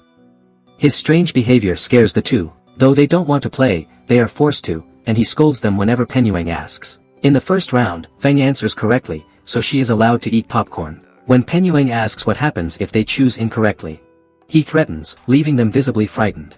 Maki and Tibet kneel under the repentance tree all night, feeling exhausted. Ms. Yani advises the two not to seek the truth themselves because it's not time yet. Tell them to believe in Mr. Amin and homeschool. It seems her faith is still strong. Mr. Amin calls Ms. Preporn to talk and wants her to implement the Project R. But she believes the students are not ready for this project and advises Mr. Amin to stop, but is scolded by him. Mr. Amin has been increasingly negative, causing Ms. Preporn to lose faith in him. After Ms. Preporn leaves, Mr. Amin goes down to talk to June and talks about the origin of homeschool. Mr. Amin says that this is the room where June's foster father Bowden often hides. Whenever he is beaten by his father, only Amin knows about this room. Mr. Bowden is always angry with the children, gathering all the bad traits in the world. Perhaps that bad trait has also been passed through generations. During that time, Amin was both a friend and a servant to him, because he helped Amin have food and education. 2 years later, a beautiful and kind girl came to play with the children at homeschool. Amin liked the girl very much, but after knowing that she was Bowden's fiancée, he knew that she might be in danger. She was also just a victim of this loveless marriage in exchange for a large sum of money. After living with Bowden for a while, she felt unhappy with this life and always felt sad about everything. So she confided in Amin that she was not happy. Amin helped her by hypnotizing her to improve her mood. In a quarrel, Bowden slapped her down the stairs, causing her miscarry. That's the child she always wanted. Losing her child was like losing her soul. Amin urged her to leave this place to live better, but she said she always wanted to be a mother, so she still wanted to stay at homeschool. Because being here she could be the mother of the children and this place would raise them. She named this place Homeschool and wanted it to become a home for unhappy children later. Amin promised to help her make it happen. Shortly after, she passed away from a severe illness. That made Amin, who already hated the unjust world, even more hateful. That's also the reason why Homeschool was founded. As time passed, when Bowden decided to sell this house, Amin said to keep it. He would make money for him by teaching rich children to change their behavior through hypnosis. Hearing about the profit made Bowden unable to refuse, so he decided to use this house for Amin to establish Homeschool to make a profit for him. He didn't know that the true purpose of this school was to seek revenge the unfair world outside. Back to reality, after hearing the story of Homeschool, June asked why Bowden adopted the two siblings. Amin said it was just a cover to help him carry out everything more easily. June and Maki were just being exploited. Whenever June wanted to rebel against his foster father for being punished for unreasonable reasons, Amin always reminded him not to use violence to retaliate against violence, because that would turn him into the monster he always despised. After speaking, Amin invited him to study at Homeschool. He would help him heal those emotional wounds and become stronger. Since the day Amin realizes he is dying, he begins to have negative behaviors. He always says he would never use violence to revenge violence. June asks if that is the reason for Amin's change, but he doesn't say anything else. Amin went to meet Bowden and asked him to leave Homeschool to him. But he stubbornly refused and wanted Amin to make more money for him. But because of the extreme injustice he had endured, Amin used a gun to threaten Bowden to comply with his request. Together with Prasad, they hypnotized Bowden into committing suicide. But they made June believe that he himself had killed his foster father. Mr. Amin meets with Mr. Prasad to discuss the implement of the Project R. Mr. Prasad notices that Mr. Amin is not well, so he offers to treat June in his place. Maki and Tibet are lying in the infirmary. Upon waking up, Preporn talks about the Pooh book, which contains what they're looking for, as well as experiments of Mr. Puth, and then she leaves. Mr. Amin continues to treat Hugo, showing him images and making him choose the more frightening one. When it comes to the image of death and his father, Hugo chooses his father, who always seems to dislike him for supposedly killing his brother. Mr. Amin continues to implant negative and violent thoughts into his head about his cruel father, building the intention of revenge within Hugo. After hearing Ms. Preporn talk about the book, Maki's group go to the library to see the Pooh Bear book, which contains a memory card about Mr. Puth's project. Mr. Puth is playing chess with June and discussing the real purpose of this project, which helps people return to normalcy and forget mental pain with a red pill. June asked about the side effects of the medicine, and he said, "There are some side effects, but they are not significant." After watching, Tibet believes that Mr. Amin is misdoing the purpose of the Project R, and the whole group discuss about the purpose of Mr. Amin. Finally, after the answers, Tibet figures out that R is an abbreviation for Revenger. Then, Mr. Prasad stands behind applauding the students, and tells them to go to bed. Then he brings June food. June invites Mr. Prasad to play Toss the Coin, his favorite game. In the first round, June answers correctly, so he wins Mr. Prasad, but he doesn't respond and schedules another session during treatment. The next morning, while observing Tibet and Maki through the camera, Mr. Prasad receives news that Mr. Amin is unconscious under the tree. Fortunately, Preporn discovers and does timely first aid. Ms. Preporn advises him to go to the hospital, but he refuses. He says this is an important stage of the Project R. Preporn mentions that lately Mr. Amin often faints. His health is deteriorating, and his memory is not good anymore. Because her advice is no use, Ms. Preporn is very worried. Mr. Amin is going in the wrong direction from the original purpose of Homeschool. Preporn decides to help June escape tonight, promising to take good care of Maki. She urges June to run away to stop Teacher Amin and stop this Project R. Then she gives him a pen to aid in his escape. At midnight, Mork and Mek go to the kitchen to find food. Couldn't find Penyuang's bread but find a jelly box. They accidentally consume too many red pills, causing them to faint. When discovered, Maki and White quickly go to find Ms. Preporn. Ms. Preporn is about to help June when Maki calls her back. Because Mork and Mek faint, she has to see the students first. As leaving, she accidentally drops a folding knife, raising suspicion for Maki. Meanwhile, June is being watched over by Foban and Champ, while Prasad takes Mr. Amin back to the room. Seizing the opportunity, June hypnotizes them and flees outside. But he decides to run back to Homeschool to find Mr. Amin. He follows the steps he has memorized all this time and reaches Homeschool. When he rushes into the room, he sees Mr. Amin being hypnotized by Prasad. June stands still, not understanding what is happening. As June arrived, Mr. Amin is being hypnotized by Prasad. Prasad has started hypnotizing Mr. Amin since he knew Mr. Amin was sick. His purpose is to make the students forget the past and pursue revenge through violence. June wants to know the truth, but Prasad says he shouldn't know, or he would have a different view of Mr. Amin, but June still wants to know. A few years ago, Bowden, wanting to earn more money, forced Amin to recruit more students. Otherwise, Homeschool would close, and because of Bowden, Amin's condition worsened. Amin couldn't accept his fate and blamed God, why it had to be him. When he wanted to do good things but got sick, while villains like Bowden lived comfortably. To get well quickly, Amin asked Puth to eat the red jelly, and Prasad would hypnotize him. This way, Amin could quickly recover to continue his work at Homeschool. Puth thought it was just an experiment, so the effects weren't certain. While Prasad happily agreed to hypnotize as it was his long-standing desire. Once, Amin overheard Bowden and June's conversation. He forced June to befriend the wealthy children to have network. Seeing this, Prasad told Amin to do something to help June and make Bowden disappear. This would also make the work at Homeschool easier. At first, Amin still held firm to the belief that violence couldn't be defeated with violence until Prasad hypnotized him. Back to the present, June is now Prasad's target. He wants to change June. He takes Maki out to threaten June, causing June to pull out a pen and stab him. But Prasath is excited about it. He urges June to do it because he knows June won't dare. Finally, June lets go and tries to wake up Mr. Amin, but to no avail. Prasath says that Maki is a part of the project, angering June, who punches him before leaving. Maki's group is waiting outside. Mek and Mork still haven't waken up, due to the lack of equipment, and need to be taken to the hospital. Ms. Preporn leads the students back to their room. Maki asks why she carries a knife into the woods and then returns the knife she dropped.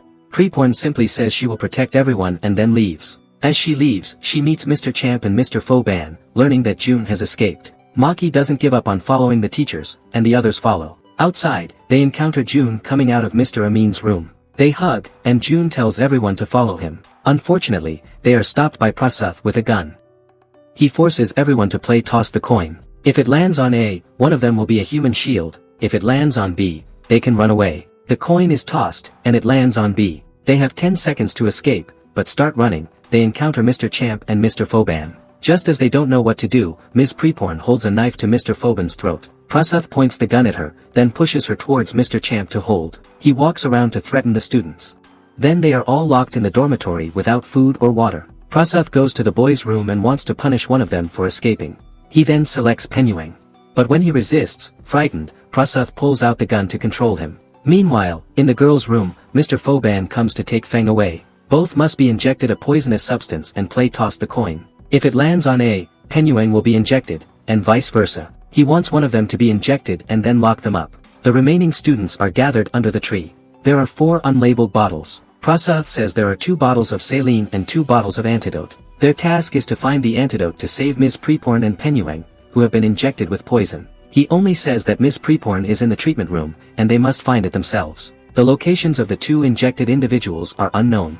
June knows where the treatment room is, so he will save Ms. Preporn, while the others will go to save Penyueng. But first, they must find the antidote. June and Nai each take a bottle and leave. June follows the steps he has memorized from being locked up. Penyueng gradually faints, causing Fang to panic, but the group arrives in time to untie him. June has also found Ms. Preporn and unties her. Nai and June both hesitate, but Ms. Preporn insists they must save themselves at all costs, disregarding her own safety. Both injected at the same time, Penyueng remains unconscious. Nai gives him first aid and Penyueng wakes up. This relieves the group. Meanwhile, June has chosen the wrong antidote and couldn't save Ms. Preporn. In Mr. Amin's place, somehow he is trying to reconnect with Bodin subconsciously.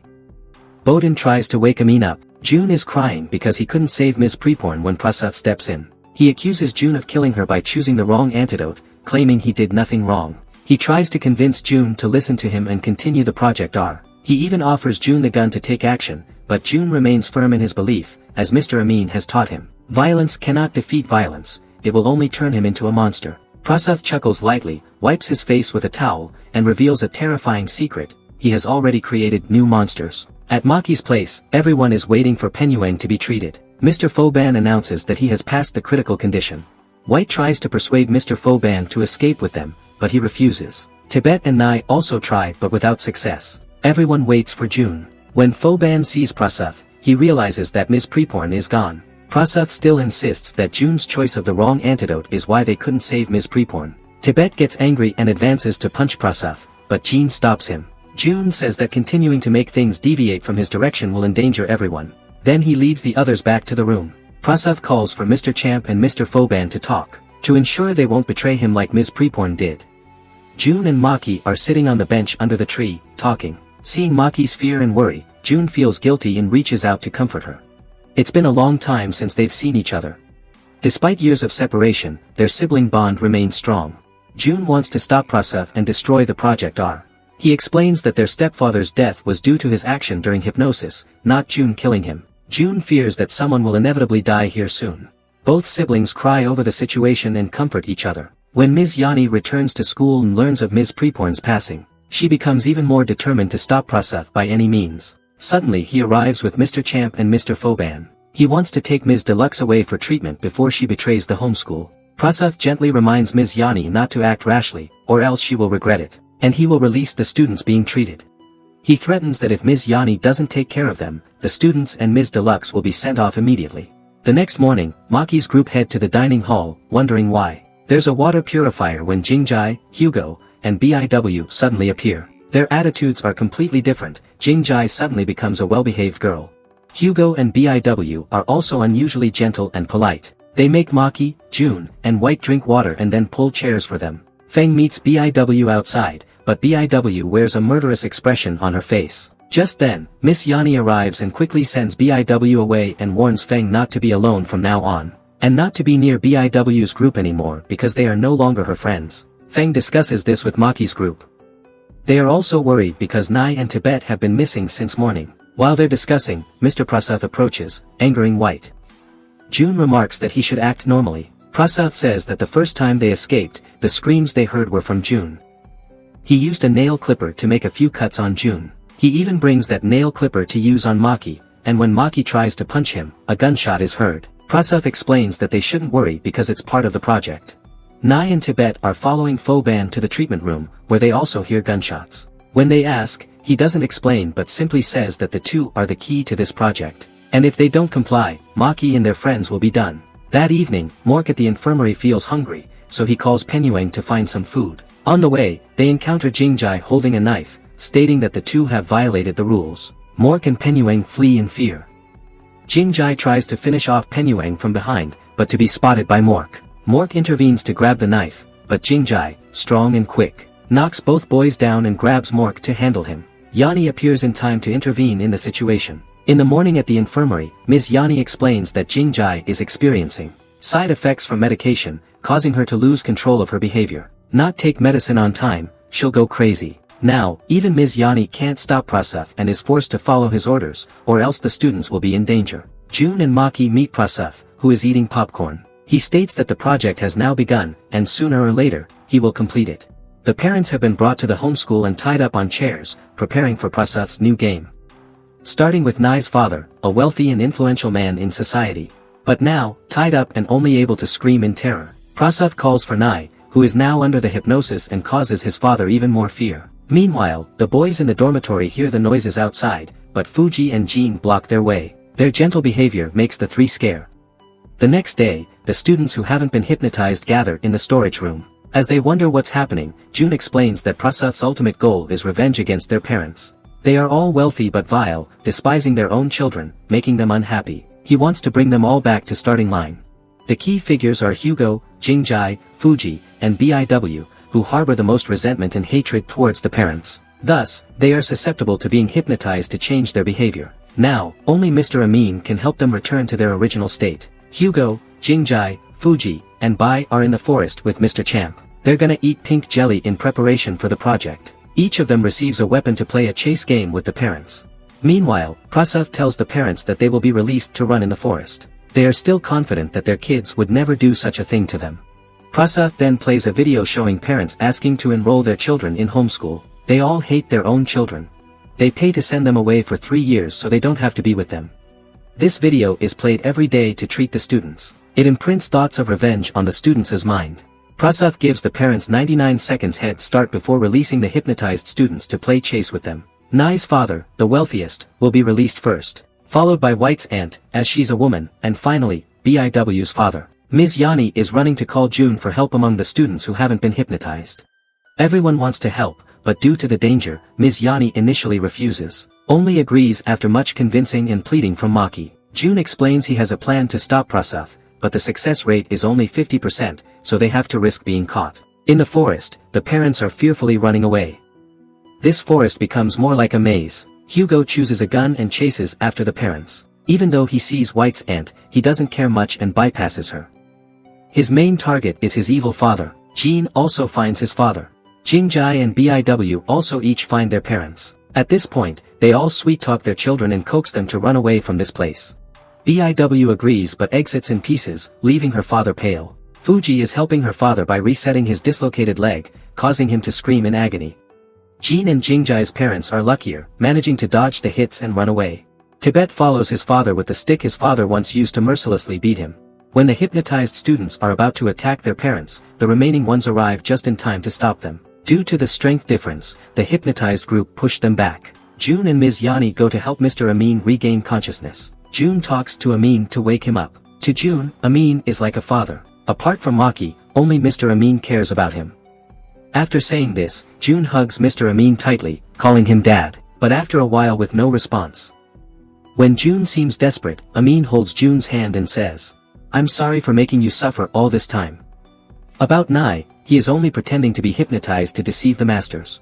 In reality, he's fine and has spoken everything he wanted to say to his father during this time. After speaking, White and Maki rush over. This time, it's thanks to Foban's help that Nai wasn't hypnotized. Nai says he still wants to stay at homeschool, so he asks his father to eat the cake Foban gives to erase memories. Otherwise, when he returns to his position, he'll make homeschool disappear in an instant. Tibet is pointing the gun at Prasad, but he remains calm and unafraid. He even stands up, indicating where Tibet should shoot to cause the most bleeding. He begins to manipulate Tibet's psyche and reminds him of his father. This angers Tibet, and he grabs him. Tibet's father had once considered leaving homeschool to live with his family. But it was a mistake of Mr. Puth to mention this to Prasad. Mr. Puth advised him to stop hypnotizing Mr. Amin. Prasad's situation is similar to the students whose parents treated them badly, fueling resentment. Mr. Puth also advised Prasad against using violence as it wouldn't solve anything. He refused to listen and finished off Tibet's father. After that, he even created a fake crime scene to deceive everyone. Prasad says he did this to brainwash Tibet and turn him into a monster like himself. He keeps provoking Tibet until be pushed to the ground. He then smiles strangely. Tibet pointed the gun at him but couldn't shoot.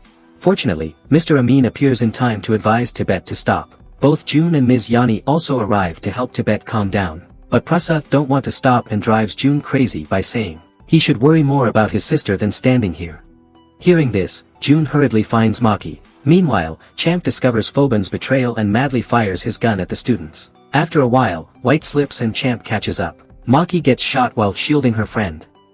After being shot, Maki falls in pain, but Champ shows no intention of sparing them. Right then, Foban rushes in and fights Champ, telling the three to run ahead. Maki, bleeding profusely, is unable to move. Foban, being no match for Champ, is quickly defeated.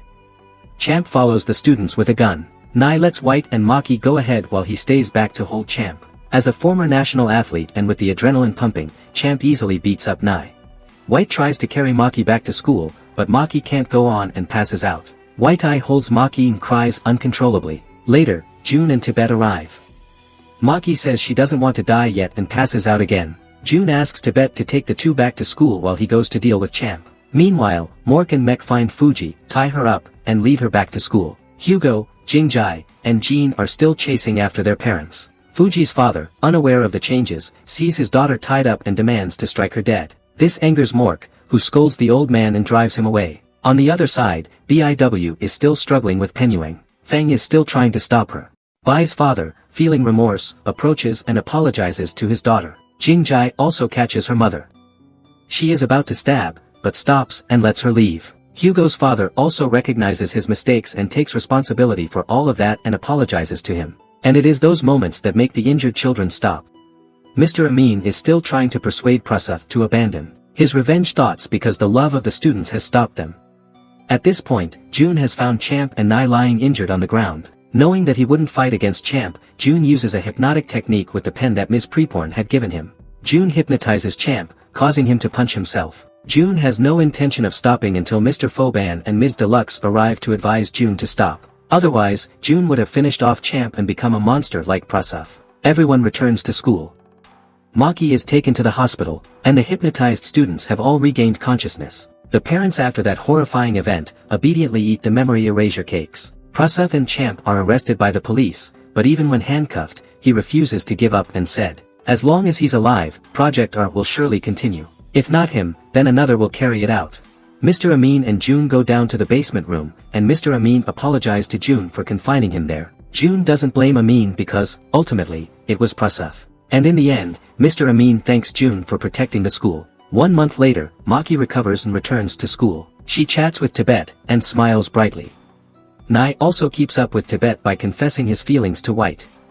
That evening, Mr. Amin takes a walk outside and talks to Pinya. He fulfills his promise to her.